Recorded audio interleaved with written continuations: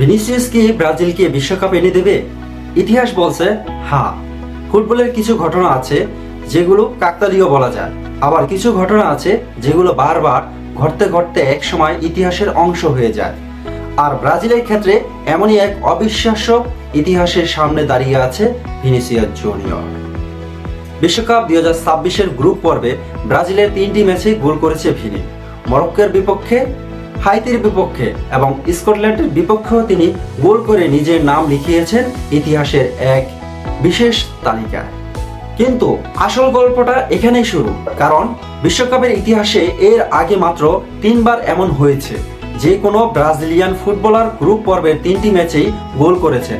প্রথমবার 1990 সালে, সেই কিংবদন্তির নাম ছিল জার্জিনহো।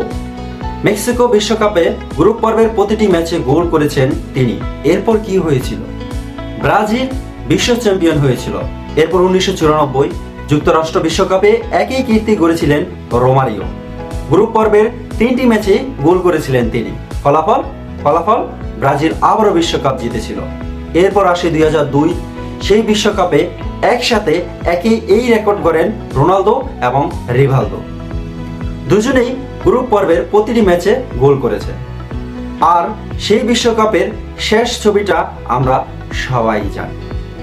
পঞ্চম বিশ্বকাপ ট্রফি উঁচিয়ে ধরেছিল ব্রাজিল।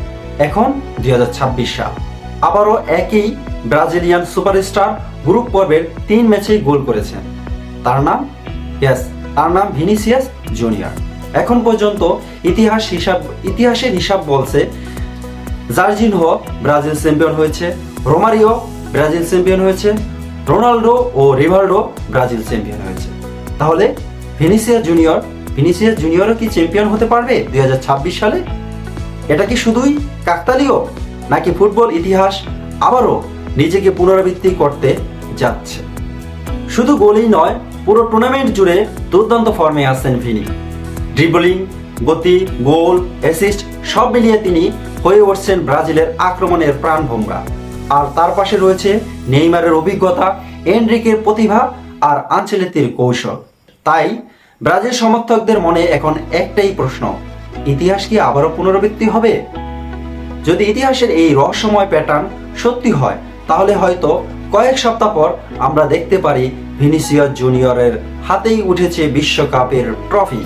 1970, 1994, 2002, এবার কি 2026? নাকি ইতিহাসের এই জাদুকরী ধারাবাহিকতা ভেঙে যাবে? সেটার উত্তর সময় দিবে। কিন্তু একটা কথা নিশ্চিত, ভিনিসিয়াস জুনিয়র ইতিমধ্যেই এমন একটি তালিকায় নিজের নাম লিখিয়েছেন যেখানে আছেন শুধু ব্রাজিলিয়ান কিংবদন্তিরা। কমেন্টে জানান আপনার কি মনে হয় ভিনিসিয়াসের এই রেকর্ড কি ব্রাজিলকে ষষ্ঠ শিরোপা এনে দেবে?